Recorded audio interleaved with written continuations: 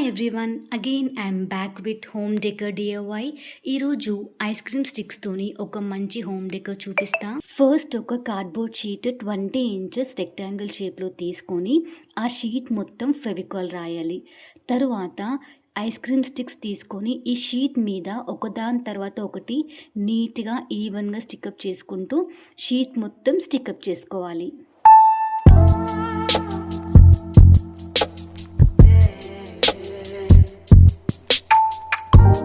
So sticks అన్ని స్టిక్అప్ చేసుకున్నాక sheet ఇట్లా ఉంటుంది. ఈ షీట్ని పక్కన పెట్టుకోవాలి.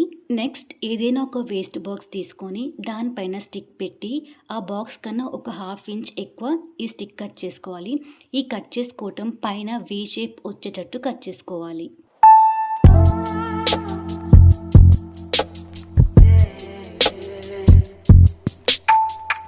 ఇప్పుడు ఈ బాక్స్ని మనం ముందు ప్రిపేర్ చేసి పెట్టుకున్న షీట్ మీద స్టిక్అప్ చేయాలి. స్టిక్అప్ చేసినాక ఈ బాక్స్ మీద కూడా వీ షేప్లో కట్ చేసుకున్న స్టిక్స్ ఉన్నాయి కదా, అవి ఇప్పుడు స్టిక్అప్ చేసుకోవాలి.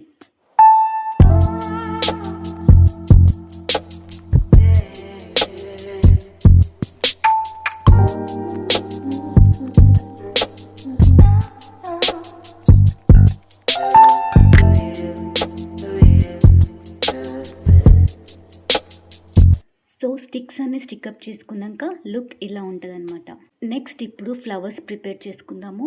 ఫస్ట్ ఒక పింక్ షీట్ తీసుకొని సర్కిల్ డ్రా చేసుకొని సర్కిల్స్గా కట్ చేసుకోవాలి.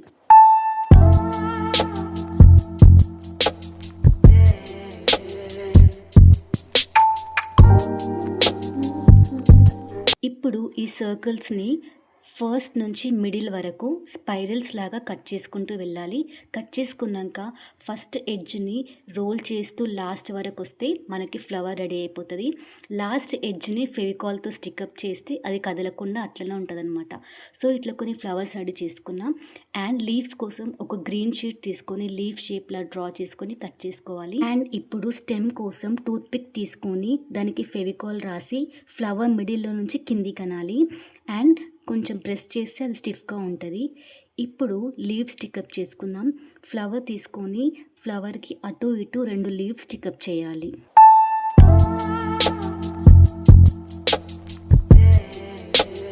సో ఫ్లవర్స్ అన్ని రెడీ అయిపోయినాయి కదా. ఇప్పుడు ఆ బాక్స్లోకి ఒక బేస్ తీసుకొని దానిపైన గ్రీన్ షీట్ స్టిక్అప్ చేసినాక మనం రెడీ చేసుకున్న ఫ్లవర్స్ని అందులో పెట్టేసేయాలి.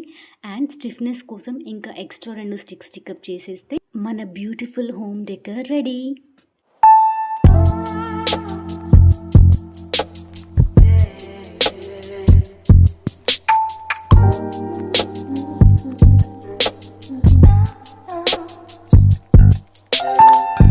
ఫైనల్గా ఈ బ్యూటిఫుల్ డెకార్ ఎట్లుందో మీరు కమెంట్ చేయండి. And thank you so much for watching my video. ఇంకా ఏదైనా సబ్స్క్రైబ్ చేసుకోకపోతే please go and subscribe. Thank you.